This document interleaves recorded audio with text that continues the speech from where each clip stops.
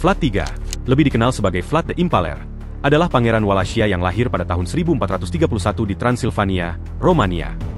Dalam sejarahnya, Vlad terkenal akan perlawanannya terhadap ekspansi Kekaisaran Ottoman, dan metode hukuman kejam yang tak dapat dibayangkan oleh nalar manusia pada masanya. Lantas, bagaimana dunia mengenalnya sebagai sosok Dracula?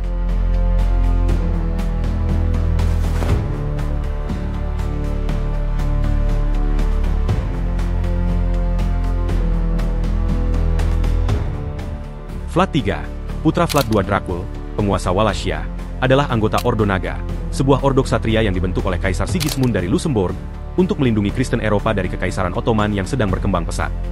Anggota ordo ini terdiri dari bangsawan dan pemimpin militer yang telah disumpah setia dalam mempertahankan iman Kristen. Nama Dracul yang disandang ayahnya berasal dari bahasa Latin Draco, yang juga berasal dari bahasa Yunani, Drakon, yang berarti dragon atau naga.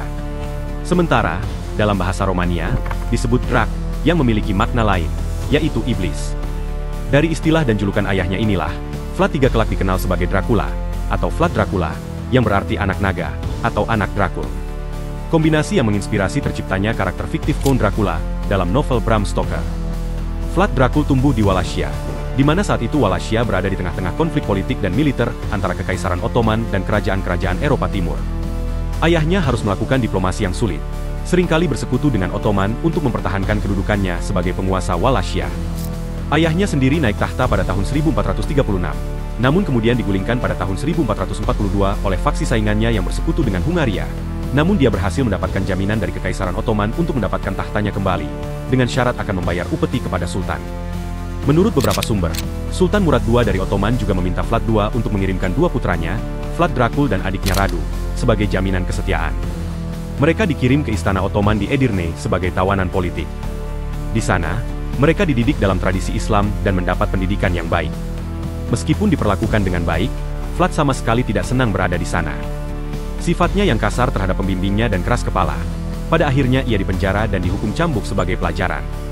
Berbeda dengan adiknya, Radu berperilaku baik, di mana kemudian nantinya ia memeluk agama Islam, serta bersahabat dengan anak Sultan Murad II yakni Mehmed II, kelak dikenal sebagai Al-Fatih. Pada tahun 1447, saat Vlad Dracul berusia sekitar 16 tahun, ayahnya dibunuh oleh bangsawan Wallachia yang memberontak dengan dukungan dari John Hunyadi, gubernur militer Hungaria. Kakaknya, Mircea, dibutakan dan dikubur hidup-hidup. Peristiwa ini menandai titik balik dalam hidupnya dan memotivasinya untuk merebut kembali tahta Wallachia, serta membalas dendam atas kematian ayah dan saudaranya. Setahun setelah peristiwa tersebut, dengan bantuan Ottoman, Vlad Dracul berhasil merebut tahta Wallachia untuk pertama kalinya, meskipun hanya memerintah selama beberapa bulan sebelum digulingkan kembali. Dia menghabiskan tahun-tahun berikutnya dengan membangun kekuatan dan mencari dukungan politik untuk kembali merebut tahtanya. Pada tahun 1456, dengan bantuan dari sekutu-sekutunya, Vlad berhasil merebut kembali tahta Wallachia dan memulai periode pemerintahannya. Sebagai penguasa Wallachia, Vlad memerintah dengan tangan besi. Dia dikenal karena metode penyiksaannya yang sangat brutal dan tidak manusiawi. Karena metode penyiksaannya ini, nantinya ia dijuluki Vlad si Penyula, berasal dari kegemarannya dalam menghukum orang dengan cara disula.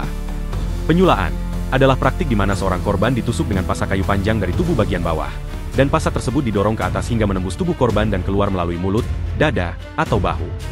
Pasak akan dipasang dengan sangat hati-hati untuk menghindari organ vital, sehingga korban tetap hidup dan merasakan penderitaan yang luar biasa. Ia akan memenuhi ladang-ladang dengan tubuh para korban yang disula serta di jalan-jalan utama, atau di luar kota-kota yang ditaklukkan. Pemandangan mengerikan ini diciptakan untuk mematahkan semangat musuh-musuhnya dan para penduduk lokal yang ingin menentangnya.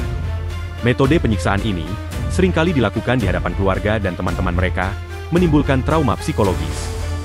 Bau busuk menjijikan dari daging yang membusuk dan darah yang mengalir memenuhi udara, menambah atmosfer horor yang tak tertahankan. Ini semakin mempertegas reputasinya sebagai sosok Dracula yang kejam dan tanpa ampun. Vlad Dracula memusatkan semua pemerintahannya di Benteng Poenari.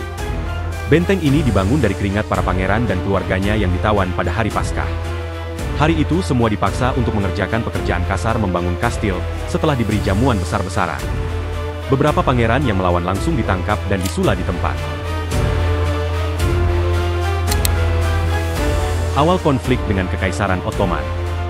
Sebagai penguasa, Vlad Dracul menunjukkan sikapnya yang keras terhadap musuh-musuhnya, baik internal maupun eksternal. Puncaknya, hubungan dengan Ottoman pun memburuk ketika ia menolak membayar upeti kepada Sultan Mehmed II. Tindakan yang dianggap sebagai pembangkangan ini langsung mendorong Sultan Mehmed melancarkan invasi ke Wallachia untuk menghukumnya. Ketika pasukan Ottoman tiba di Wallachia, mereka menemukan 20.000 mayat yang disula atau dipasak di dalam hutan di luar kota Dragovite. Benar saja, pemandangan mengerikan ini membuat seluruh pasukan Ottoman terkejut menyaksikan hal yang belum pernah mereka lihat sebelumnya. Vlad yang menyadari bahwa pasukannya tidak bisa mengalahkan kekuatan Ottoman dalam pertempuran terbuka, membuatnya menggunakan taktik gerilya dan serangan mendadak pada malam hari ke kem-kem pasukan Ottoman. Banyak pasukan Ottoman yang terbunuh dalam serangan itu. Meski pada akhirnya pasukan Ottoman terlalu kuat, sehingga Vlad harus melarikan diri ke Hungaria. Kematian Vlad Dracul adalah salah satu peristiwa yang dikelilingi oleh misteri dan legenda. Setelah bertahun-tahun berperang melawan musuh-musuhnya, termasuk Kekaisaran Ottoman, Vlad akhirnya menemui ajalnya dalam kondisi yang penuh dengan pengkhianatan. Salah satu versi menyatakan bahwa Vlad dibunuh oleh pasukan Ottoman, yang kemudian memenggal kepalanya. Versi lain menyebutkan bahwa Vlad mungkin dibunuh oleh bangsawan Wallachia yang berkhianat. Pengkhianatan ini tidak asing bagi Vlad, yang sepanjang hidupnya seringkali berhadapan dengan pemberontakan dari dalam negerinya sendiri. Namun, versi yang paling umum adalah bahwa Vlad Dracul meninggal dunia pada bulan Desember tahun 1476, setelah memimpin pasukan kecil dalam pertempuran di dekat Danau Snagov. Vlad akhirnya tewas dalam pertempuran tersebut.